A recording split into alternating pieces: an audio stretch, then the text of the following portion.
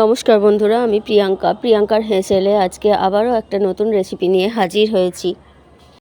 একটা বাটির মধ্যে মাছের ডিম নিলাম, দুটো কাঁচা লঙ্কা কুচি করে দিলাম, স্বাদ অনুযায়ী নুন দিয়ে দিলাম, বেসন 5 চামচ দিলাম।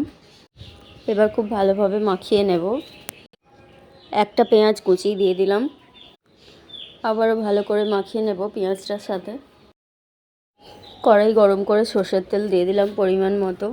তেলটা গরম হয়ে গেছে, এবার মাছের ডিমগুলো বড়া করে নেব। গ্যাসের ফ্লেমটা একটু কমিয়ে দিলাম, অল্প ফ্লেমে ডিমগুলো ভালো করে লাল লাল করে ভেজে নিচ্ছি।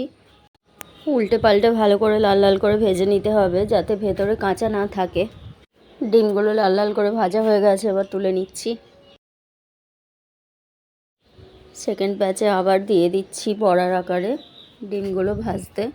সেকেন্ড ব্যাচেরটাও আমার ভাজা হয়ে গেছে, তুলে নিচ্ছি।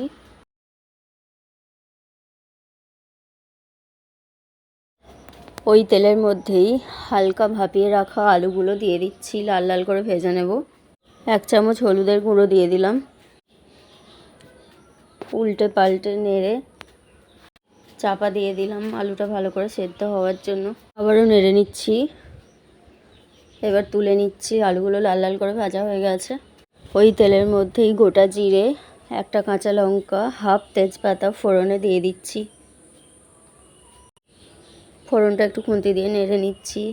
একটু ভাজা হয়ে যাওয়ার পর রসুন গ্রেট করা দিয়ে দিলাম 1 চামচ।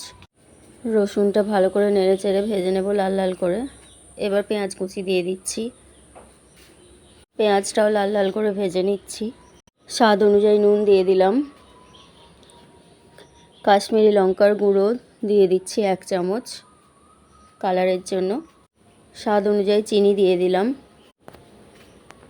আদা, টমেটো আর গোটা জিরে একসাথে আমি পেস্ট করে বানিয়ে রেখেছিলাম, ওইটা দিয়ে দিলাম 2 চামচ। ভালো করে নেড়ে চেড়ে মশলাটা কষিয়ে নেব। হলুদ গুঁড়ো 1 চামচ, ধনে গুঁড়ো 1 চামচ, ঝালের লঙ্কা গুঁড়ো 1 চামচ দিয়ে দিলাম। আবারও নেড়ে চেড়ে মশলাটা কষিয়ে নেব।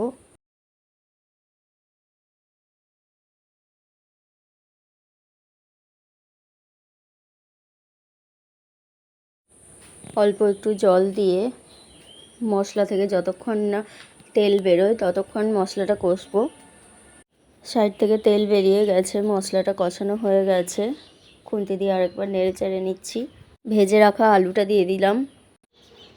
মাছের ডিমগুলো যে বড়ার মতো ভেজে রেখেছিলাম ওইগুলো দিয়ে দিলাম। সবগুলো একসাথে ভালো করে কষিয়ে নেব একবার। আলুর মধ্যে আর ডিমের মধ্যে মশলাগুলো ঢোকে একটু। পরিমাণ মতো জল দিয়ে দিলাম।